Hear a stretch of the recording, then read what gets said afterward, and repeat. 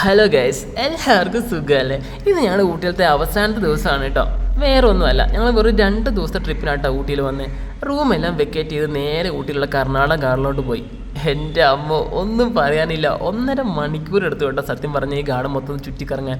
അത്രയ്ക്ക് വലുപ്പമാണ്, അതിലേറെ മനോഹരമാണ്. നമ്മുടെ ഫാമിലിയൊക്കെ ആയിട്ട് 1 ഡേ വന്ന് ചുറ്റിക്കറങ്ങാൻ പറ്റുക, ആസ്വദിക്കാൻ പറ്റിയ ഒരുപാട് സ്ഥലങ്ങൾ ഊട്ടിയിലുണ്ട് കേട്ടോ.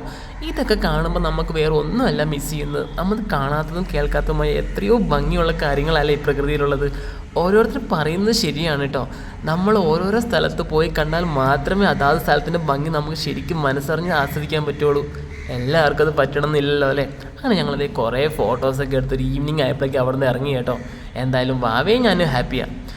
കോയമ്പത്തൂരെത്തി നേരെ നമ്മുടെ ബോച്ചയുടെ ഫുഡ് എക്സ്പെർസിൻ്റെ ഫുഡും കഴിച്ച് നമ്മൾ വീട്ടിലോട്ട് വിട്ടു കേട്ടോ. ആരെങ്കിലും ഈ വഴിക്ക് പോകുന്നുണ്ടെങ്കിൽ ഒന്ന് കയറണം കേട്ടോ. അടിപൊളിയാണ് നമ്മുടെ ബോച്ചയുടെ എക്സ്പ്രസ്.